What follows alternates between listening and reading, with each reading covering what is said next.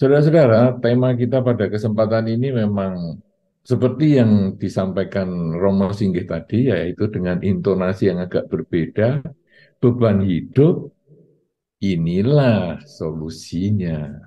Nah, jadi kita memang dalam hidup ini punya, kadang orang merasa punya beban ya. Saya mengatakan merasa, karena beban ini kan relatif. Ada orang mengatakan bahwa obat bagi saya bisa racun bagi orang lain. Sebaliknya, obat bagi orang lain bisa racun bagi saya. Beban hidup bagi saya, mungkin bagi orang lain biasa-biasa aja. Sedangkan beban hidup orang lain, bagi saya juga biasa-biasa aja. Karena itu kadang kalau kita mendengar curhat dari orang-orang ya, jadi kita mungkin di dalam masyarakat, baik di kalangan umat Buddha maupun juga di masyarakat umum, kadang dengan saudara kita, dan lain sebagainya, kadang kita akan mendengar cerita-cerita problem yang mereka hadapi. Katakanlah beban hidup yang mereka hadapi itu.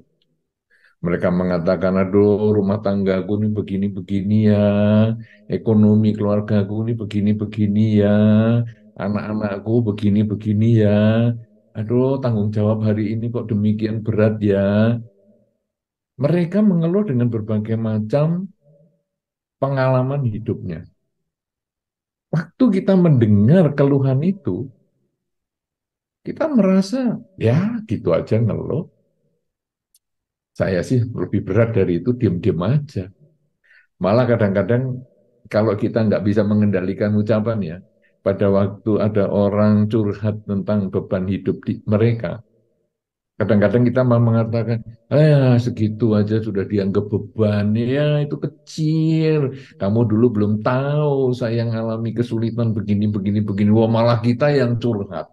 Dia yang curhat nggak dapat solusi, malah jadi emosi karena kita yang curhat dengan mengatakan saya lebih berat.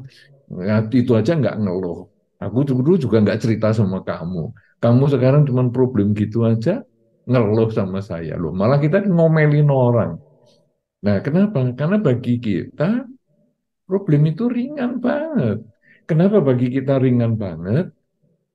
Karena kita tidak terlibat secara emosional. Kita dari sudut luar tidak ada emosi sehingga kita merasa itu mudah solusinya. Nah, orang yang terkena beban hidup, yang sedang menanggung beban hidup ini, dia merasa berat banget karena dia terlibat secara emosi. Makanya kadang-kadang kita kan dilatih untuk berempati. Jadi coba kalau kita jadi dia itu gimana? Nah, itu baru kita merasakan. Ya memang sulit ya dalam kondisi seperti hari ini, keluarganya sakit, ekonominya begini, rumah tangganya seperti itu, wah memang berat juga. Nah, jadi kalau kita sudah punya empati, kita punya rasa bahwa dia itu mengalami seperti itu, seperti saya masuk ke kehidupannya dia. Wah, ya memang berat. Nah, kalau sudah begitu, kita baru bisa memberikan solusinya. Kalau ada orang curhat sama kita, semacam itu. Ya, jadi kalau ada orang bercerita tentang beban hidup mereka, nomor satu tentu kita jangan merendahkan. Walaupun mungkin kecil sekali, ya, yang dikatakan dia itu mungkin bagi kita ringan sekali. Tetapi kita jangan pernah merendahkan, karena dia sampai cerita berarti cukup berat bagi dia. Nah, kemudian solusinya untuk orang lain itu adalah kita mengatakan bahwa karena kita kan dari sudut luar nih, kita kemudian menjadi dirinya. Seandainya saya jadi dia, saya punya empati, saya menjadi dia dengan rumah tangga seperti itu, dengan kasus seperti itu, apa solusinya? Nah, kalau kita sudah bisa menjadi dia, solusinya biasanya lebih bijaksana. Kenapa? Karena itu nanti sama dengan kalau kita juga punya beban hidup.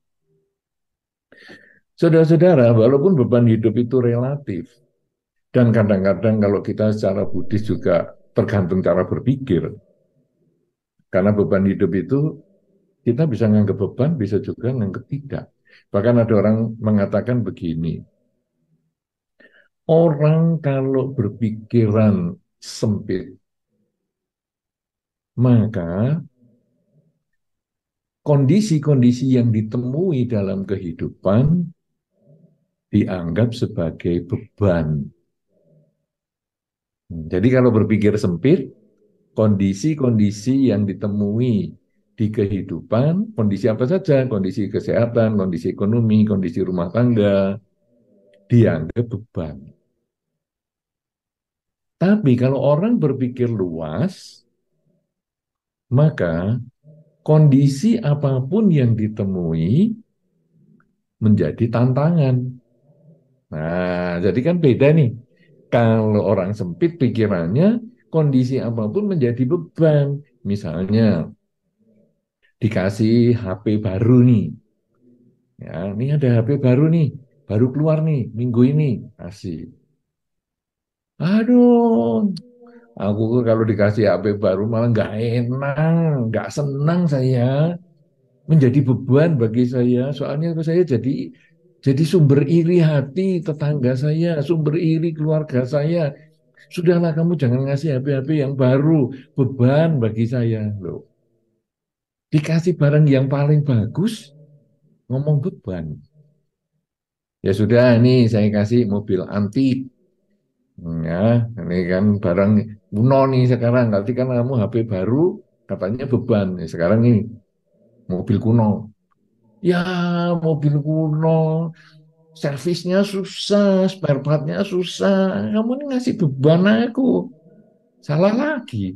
Kenapa? Karena dia berpikir sempit. Maka apa saja yang ditemui jadi beban. Nah, tapi kalau berpikir luas, apa saja jadi tantangan. Nih, saya kasih HP baru. Wih, HP baru. Waduh, aku belum pernah punya ini.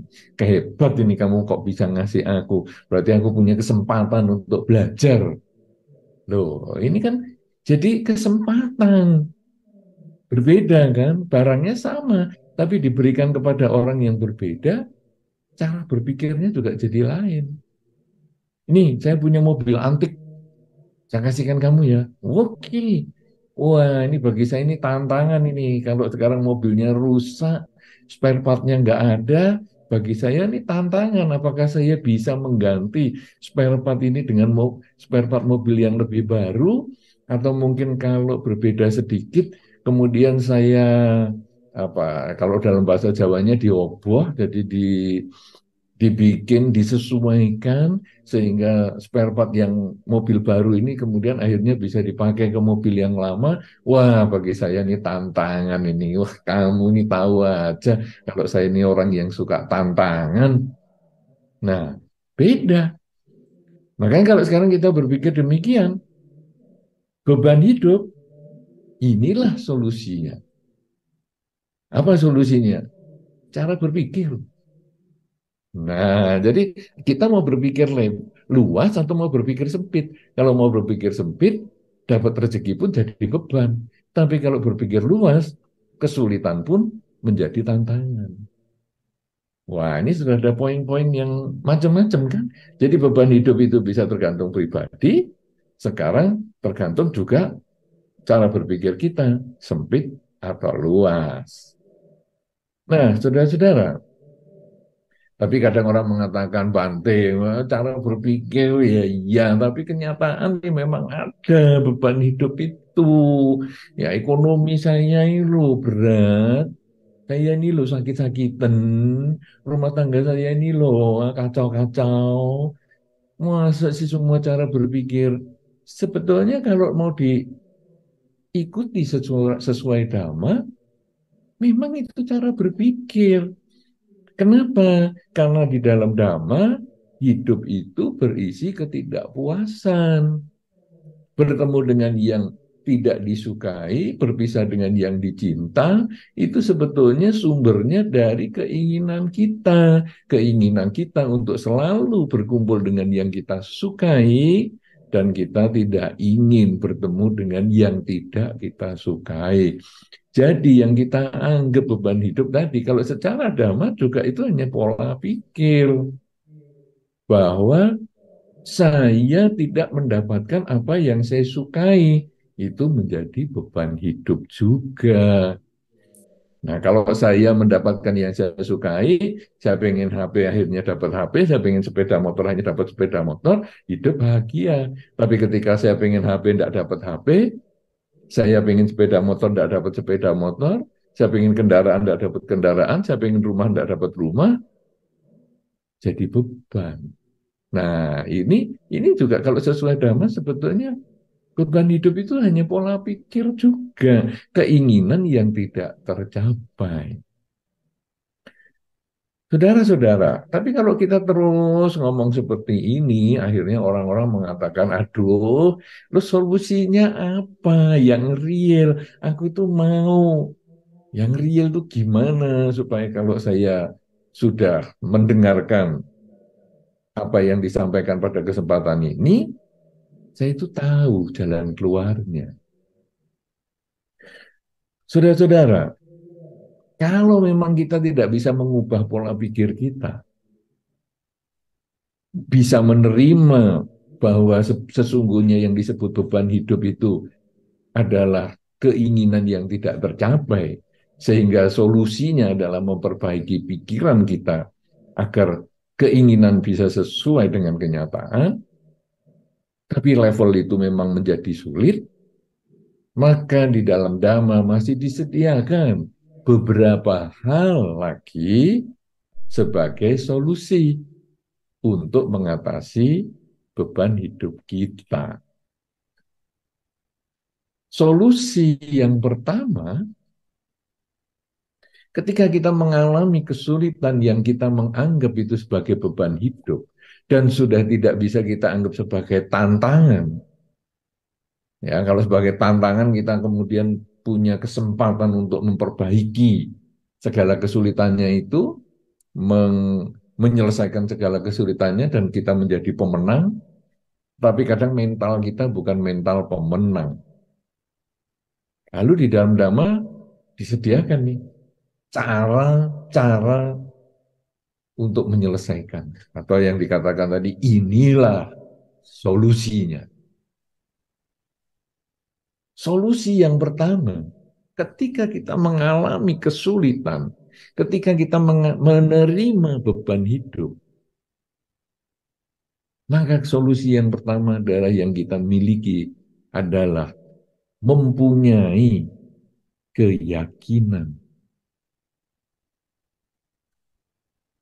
Kita harus yakin bahwa dalam kehidupan ini segala sesuatu pasti berubah. Tidak ada yang kekal. Hidup selalu berubah. Jadi, ketika kesulitan ini datang, kemudian kita mengucapkan dalam batin, ini pasti berubah. Satu ketika kesulitan pasti akan menjadi selesai. Sama dengan pagi hari bisa menjadi sore, siang bisa menjadi malam. Hari bisa berganti menjadi minggu, menjadi bulan, menjadi tahun. Demikian pula kesulitan, beban hidup, satu ketika pasti bisa dilewati. Nah, kita harus punya keyakinan semacam itu dulu. Kemudian kita mungkin waktu memikirkan seperti itu, ya pertama kita mengatakan ya oke lah, semua pasti pasti selesai lah, pasti berubah lah. Oke. Tapi saya sudah nunggu ini 2 tahun, kok nggak berubah? Kadang-kadang ketika kita sudah lama berusaha, kadang kita itu kemudian putus asa. Kita tidak mau menyelesaikan apa yang telah kita mulai sendiri. Kita merasa ya sudahlah, saya berhenti saja. Itu sama dengan kita menggali sumur. Anda yang mungkin di daerah pegunungan, Anda akan tahu bahwa sumur itu agak dalam, sehingga sudah digali 30 meter, kok belum keluar air. Ah, sudahlah, berhenti aja. Sudah nggak usah gali lagi sumur. Padahal kalau digali lagi 3 meter lagi, sudah keluar airnya. Tetapi karena di 30 meter kita berhenti, kurang 3 meter. Ya kita nggak dapat air. Perjuangan kita yang 30 meter menggali sedikit demi sedikit berhari-hari itu tidak ada gunanya. Hanya karena kita putus asa. Padahal kalau kita merasa sudah 30 meter nih saya gali. Apa salahnya saya lanjutkan lagi? Saya lanjutkan lagi semeter lagi, 2 meter lagi, 3 meter lagi, 4 meter lagi, 5 meter lagi. Terus kita mau menyelesaikan itu semua. Karena saya harus menyelesaikan apa yang sudah saya mulai. Dengan cara begitu, akhirnya keyakinan kita bahwa segala sesuatu itu pasti berubah, itu yang akan membuat beban hidup kita itu bisa terselesaikan. Karena saya yakin, saya pasti akan melewati kesulitan-kesulitan hidup ini. Apalagi kalau kita punya keyakinan tentang hukum sebab akibat perbuatan, bahwa saya mengalami kesulitan ini adalah bagian dari buah perilaku yang pernah saya lakukan sebelumnya. Mungkin beberapa hari yang lalu, mungkin beberapa tahun yang lalu, mungkin di waktu saya masih usia kecil. Mungkin saya melakukan hal-hal yang tidak baik, dan sekarang dalam masa ini saya sedang memetik buah perilaku buruk itu. Kalau demikian, sama dengan saya sedang memanen durian. Kalau saya sudah memanen durian, maka satu saat durian yang dipetik satu, pada satu ketika nanti pohon durian ini tidak ada lagi buahnya. Demikian pula dengan perbuatan yang sudah saya petik buahnya yang berupa penderitaan menjadi beban hidup itu. Kalau sudah saya selesaikan satu demi satu demi satu, saya punya keyakinan suatu saat panenan buah perilaku buruk saya ini pasti akan selesai. Nah, dengan cara itu, sama dengan penggali sumur tadi, saya akan terus gali, terus gali. Demikian pula, saya akan terus berusaha.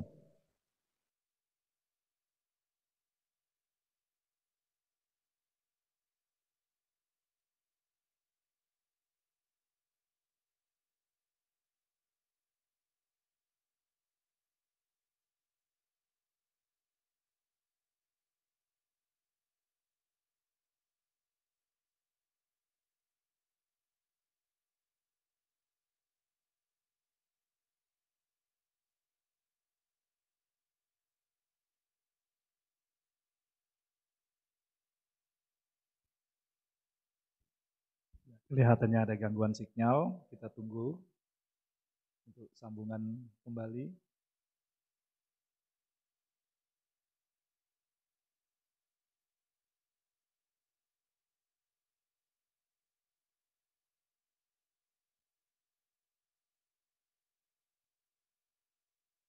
Maaf, putus ya mungkin. Ya, Gimana? apa suara saya masih bisa didengar? Ya, sudah jelas Bante, sudah tersambung Oke. kembali. Iya, saya ulang sedikit di depan. Mudah-mudahan itu yang pas putusnya. Karena tidak ada kabar apa-apa, tahu-tahu putus. Biasanya ditulis di sini sinyalnya tidak stabil. Tapi kok ini moro-moro, tahu-tahu putus saja. Nah, jadi gini, kalau sekarang, wah, saya sakit ini berarti buah perilaku buruk saya sedang saya panen. Dan saya punya keyakinan bahwa kalau saya tungguin buahnya ini saya petik terus, biar aja saya sakitnya saya nikmati, saya nikmati, tiap hari saya sakit saya nikmati, satu ketika pasti habis dan saya pasti sehat. Ini pola pikir keyakinan yang tidak tepat di dalam Dhamma. Karena seorang umat Buddha bukan umat yang pasif, hanya menunggu habisnya buah, bukan. Tapi umat Buddha ini adalah umat yang aktif. Sehingga selain kita punya keyakinan, maka yang kedua, solusi yang kita harus miliki pada saat kita punya beban hidup adalah kita punya semangat. Semangat untuk melakukan kebajikan. Kenapa demikian, saudara? Karena beban hidup yang kita terima itu adalah buah perilaku yang tidak baik. Seperti tadi saya sakit adalah karena buah perilaku saya yang mungkin sudah saya lakukan waktu saya mungkin beberapa tahun yang lalu atau mungkin waktu saya kecil dan sebagainya. Nah, sekarang saya bukan hanya menunggu, tapi sekarang saya punya aktivitas menambah kebaikan. Menambah kebaikan dengan pikiran saya, menambah kebaikan dengan ucapan saya, menambah kebaikan dengan perilaku saya. Dan ini adalah semangat saya untuk terus menambah kebajikan dengan pikiran, ucapan, dan perilaku. Saya tidak akan pernah putus asa untuk mengisi hidup saya setiap saat dengan berbuat baik lewat pikiran, ucapan, dan perilaku. Karena saya memahami, kalau saya sekarang di dalam kehidupan ini mengalami beban hidup yang berat, ini kalau di dalam Dhamma digambarkan seperti segelas air yang ada sesendok garam di dalamnya. Saya sudah tidak bisa mengeluarkan sesendok garam ini. Saya tidak bisa memisahkan garam dengan airnya. Tetapi yang bisa saya lakukan adalah menambah air. Sedikit demi sedikit saya tambah. Sehingga kalau tadi airnya hanya segelas, saya akan tambah menjadi 1 galon. Sehingga garam yang sesendok masih tetap ada di dalam air yang segalon. Tetapi rasa asinnya sudah tidak ada. Garam adalah lambang perilaku buruk yang buahnya mungkin sedang saya terima saat ini dalam bentuk sakit atau dalam bentuk beban hidup yang lain, mungkin tentang ekonomi, mungkin tentang pekerjaan, mungkin tentang rumah tangga dan lain sebagainya. Nah, ini adalah buah perilaku buruk yang saya miliki, sehingga saya harus menerima semua ini karena hukum sebab dan akibat perbuatan itu tidak pernah salah dan tidak pernah bisa diwariskan. Jadi saya adalah pewaris perilaku saya sendiri. Jadi sekarang saya berusaha menambah kebaikan. Saya tahu tadi garamnya ini sudah ada di dalam 1 gelas air ini, sehingga hidup saya sangat asin, beban hidup saya sangat berat. Sekarang saya hanya menambah kebaikan dengan pikiran, ucapan dan perilaku saya sesering mungkin setiap hari, setiap waktu. Sehingga nanti kebajikan saya ini seperti air yang saya tambahkan. Saya tambahkan airnya ini menjadi 1 galon. Dan hal-hal yang buruk itu tadi adalah seperti garam. Saya mengurangi kejahatan, saya tidak melakukan kejahatan dengan perilaku. Saya tidak melakukan kejahatan dengan ucapan-ucapan yang buruk. Saya juga berusaha tidak melakukan kejahatan dengan pikiran saya. Sehingga saya menyetop penambahan garam. Saya menghentikan penambahan garam. Tapi saya menambah air semaksimal mungkin. Karena ini kalau di dalam Dhammapada dikatakan kurangi kejahatan, kurangi garamnya, tambah kebajikan, tambah airnya. Karena dengan kita menambah kebajikan sebanyak mungkin sampai diibaratkan seperti air 1 galon atau malah 1 drum besar, maka garam sesendok itu menjadi tidak ada rasanya lagi. Kalau demikian, saudara, inilah semangat, semangat untuk terus berbuat baik dan terus berbuat baik. Ketika saya sudah berbuat baik dengan pikiran, ucapan, dan perilaku, tapi kok beban hidup saya kok tidak seolah-olah tidak berkurang. Kita lalu mengubah pola pikir kita bahwa saya sudah berbuat baik saja, beban hidup masih ada. Apalagi saya tidak berbuat baik. Dengan cara demikian kita jadi tambah semangat lagi untuk berbuat baik, tambah lagi semangat untuk berbuat baik. Tidak akan pernah berhenti untuk berbuat baik. Sebaliknya bagi Anda ataupun kita-kita yang merasa, aku hidupnya tidak punya beban sih, santai ya, karena aku bisa mengubah pola pikir kok. Bahwa semua kesulitan dalam hidup ini saya anggap tantangan. Jadi saya tidak merasa ada beban hidup. Jadi apakah kalau kita sudah merasa tidak ada beban hidup, lalu kita tidak perlu berbuat baik? Keliru. Kalau kita tidak merasa sudah tidak ada beban hidup, maka kita harus tetap berbuat baik dengan pikiran, dengan ucapan, dan dengan perilaku. Karena konsep kita adalah belum banyak berbuat baik saja, hidup saya sudah nggak punya beban. Apalagi kalau saya bertambah kebaikannya, maka beban ini sudah sangat jauh dari hidup saya. Karena tidak berbuat baik saja bebannya sudah tidak ada, apalagi saya tambah berbuat baik. Dengan demikian, saudara, kita tidak ada lagi upaya untuk menyia-nyiakan hidup kita dalam perbuatan kebaikan. Kita hanya ada selalu berbuat baik, selalu berbuat baik, selalu berbuat baik, tidak pernah menyia-nyiakan waktu kehidupan kita. Kita hanya ada memanfaatkan seluruh kehidupan kita ini. Hanya berbuat baik dengan pikiran, ucapan, dan perilaku. Kita memiliki beban hidup. Ya, melakukan kebajikan yang banyak, mengurangi kejahatan. Kita tidak memiliki beban hidup. Kita juga tetap berbuat kebajikan dengan pikiran, ucapan, dan perilaku. Sehingga hasilnya kita akan memperoleh kebahagiaan yang lebih maksimal. Anda yang dulunya punya beban hidup, akhirnya hidupnya bahagia karena perbuatan baik Anda. Anda yang tidak punya beban hidup sebelumnya, dengan banyak berbuat baik, hidupnya tambah bahagia lagi.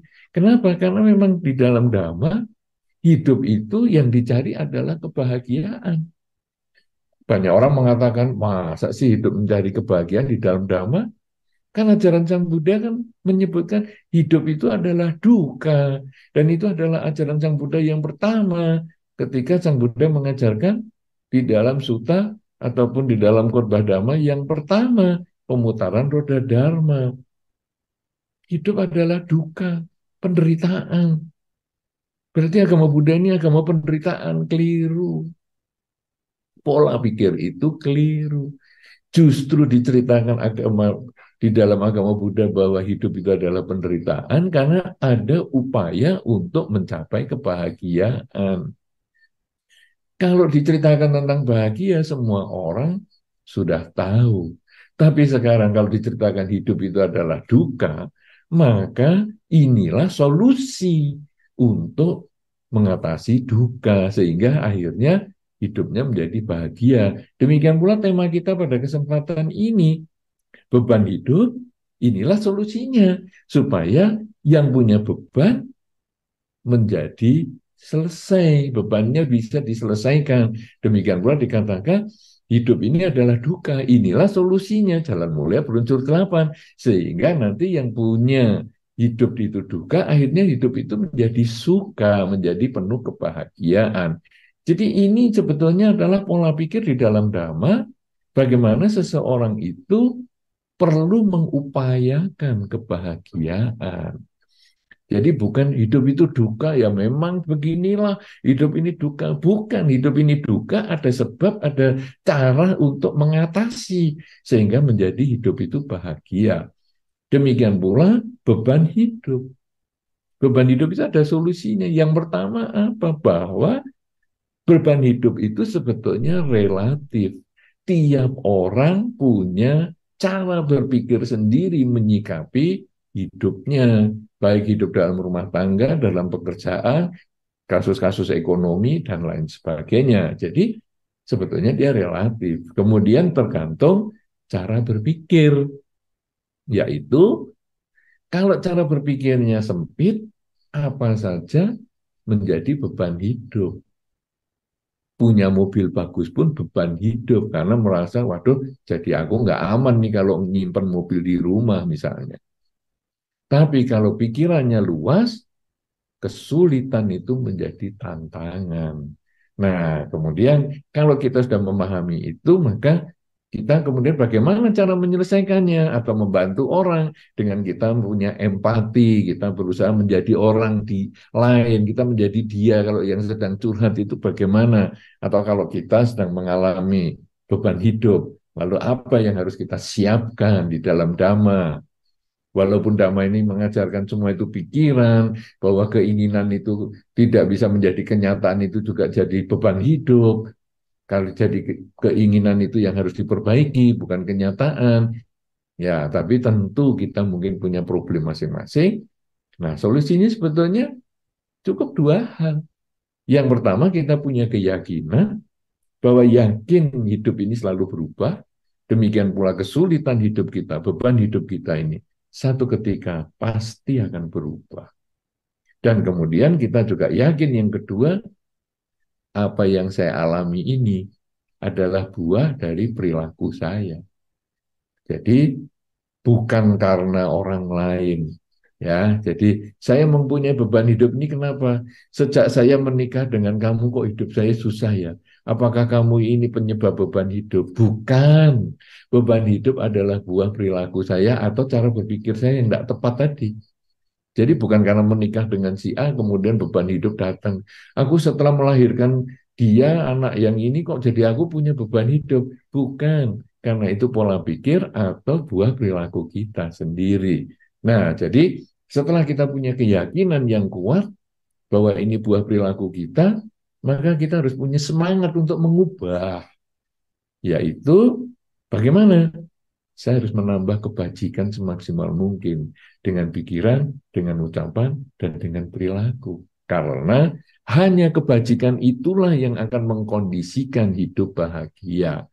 Karena dengan kebajikan, pikiran, ucapan, dan perilaku semakin banyak kita lakukan, buah kebajikan itulah yang memberikan kebahagiaan. Karena itu saya tidak akan pernah putus asa, selalu bersemangat untuk berbuat baik dengan pikiran, ucapan, dan perilaku saya. Walaupun saya tidak punya beban hidup, saya tetap harus menambah kebajikan. Apalagi kalau saya punya beban hidup, saya juga harus terus menambah kebajikan. Dengan cara seperti ini, maka beban hidup apapun juga yang kita hadapi, apakah itu di dalam rumah tangga, di dalam kesehatan, di dalam pekerjaan, di dalam apa saja, maka kita secara bertahap bisa menyelesaikan dan akhirnya hidup kita menjadi bahagia karena kita melaksanakan Dhamma di dalam kehidupan kita sehari-hari. Beban hidup menjadi minggir karena kita sudah bisa menyelesaikan sesuai dengan Dharma.